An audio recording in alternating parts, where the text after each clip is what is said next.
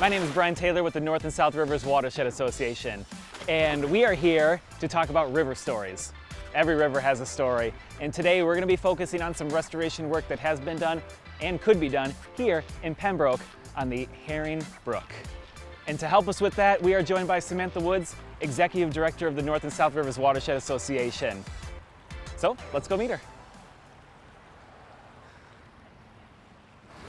Welcome, Samantha. Thanks, Brian. It's great to be here.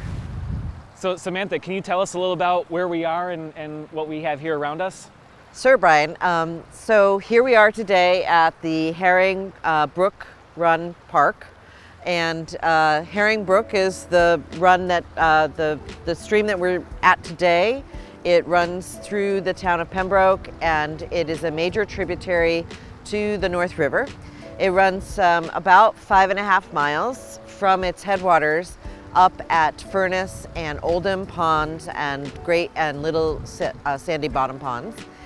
Flows out of that and runs 5.5 miles down till it meets the Indian Head River, where that forms the headwaters to the North River. Great. So Samantha, what are some of the main concerns about Herring Brook River system? The Herring Brook has 4 dams on it. There's also some water withdrawals on this river system that feed from Furnace Pond. Water is diverted into Silver Lake, which is another watershed, and then water from Silver Lake is pumped to the city of Brockton to supply their water supply. Sometimes we've had fish from our herring run here actually entrained in the pipe and brought over to Silver Lake and then sort of left there, and there's no outlet from Silver Lake back down to the ocean.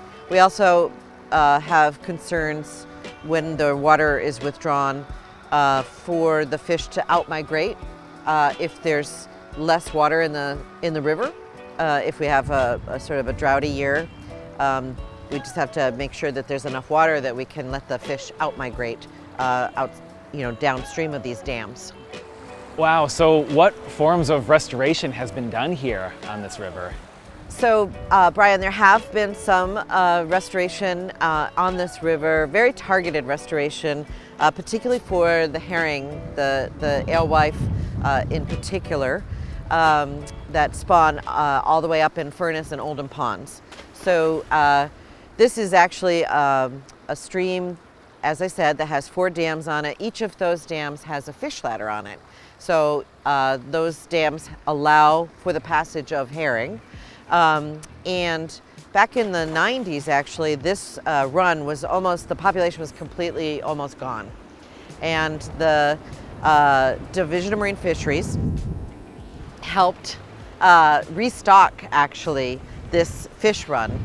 And the town of Pembroke had active involvement with a herring commission, which is a group of volunteers who are appointed to manage and steward the fish run. And they really are responsible for the now incredible population growth that we've seen in that particular species of river herring, that is the alewife.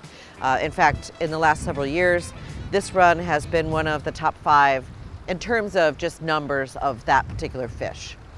Okay, so what are some of the main challenges and concerns of this restoration here in this river system?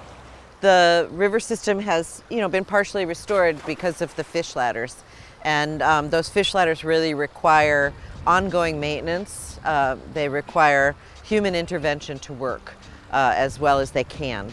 So that's certainly something that we want to continue to support here with the wonderful work of the Herring Commission. Make sure that they have the resources, the people that they need to make sure that the streams and the fish ladders work.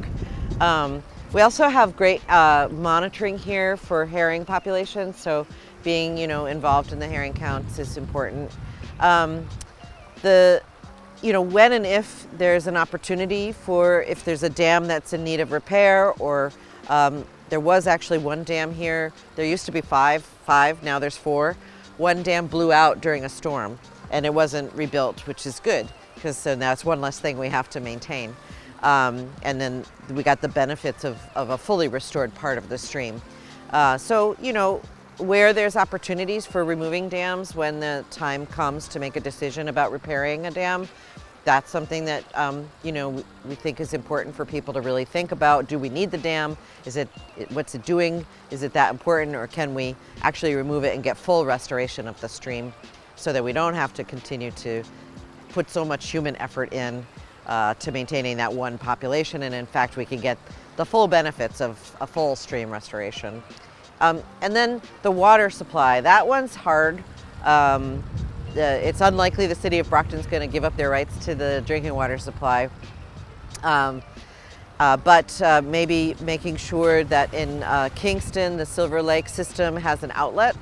That's something that that we're working on to allow fish to outmigrate that might have been transported from this system over to that system.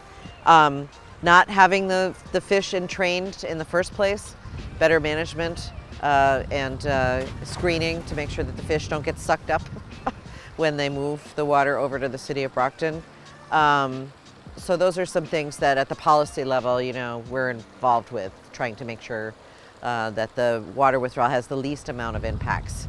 It would be great if Brockton, found a different source of water that was perhaps more sustainable.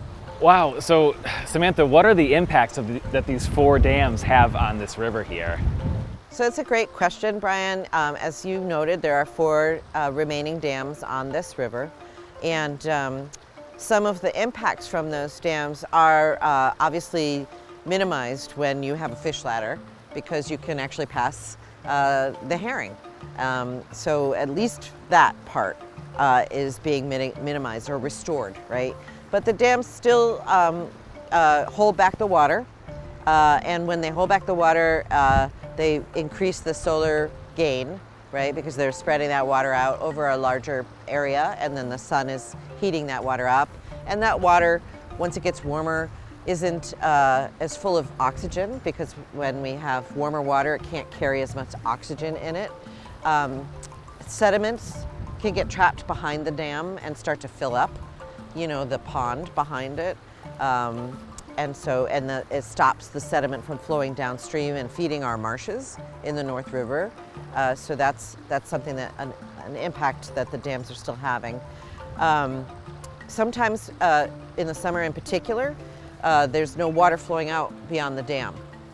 So the stretch of stream downstream can go dry in the summertime, unless there's a stream flow release plan that allows water to go downstream. So dams, have lots of different impacts besides preventing fish passage. We've solved one of them with the fish ladder. And again, we're so lucky to have a great group of people here who are able to make sure that the fish can pass.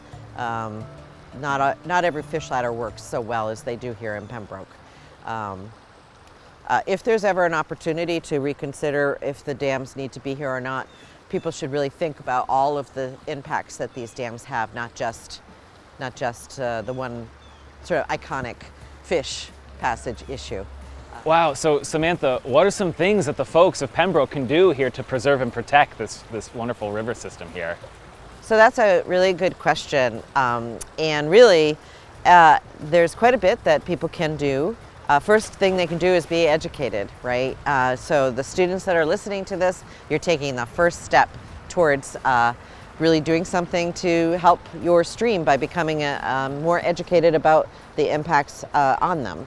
And then second is to share that information with your family and friends. Here in Pembroke, really getting involved in being like a herring counter so that we can monitor the populations, volunteering with the Herring Commission to make sure that the fish passage is clear. Those are some things that I would think that could be done. And if and when any of these dams are up for a debate, bringing some of this information forward so people can understand the pros and cons of keeping or removing dams. And of course, in terms of the water, just being really being water conservers is really important. Even though much of the water that's being taken from the system is moving over to the city of Brockton, we can all set a good example. And in Pembroke, we do take water from the watershed itself. So it may not have as a direct an impact, but all water is connected. So we want to make sure that we're being as careful as possible with the amount of water that we use. Wow, thank you, Samantha, for joining us. That's really interesting and a great call to action here for the folks of Pembroke. There you have it, folks. There's something that everybody can do to help preserve and protect their watershed and their rivers within their towns and communities. It doesn't have to be something big. It can be something small, because every little thing can add up to big positive change. With that, once again, thank you for joining us. My name is Brian Taylor with the North and South Rivers Watershed Association, and we will see you out on the watershed.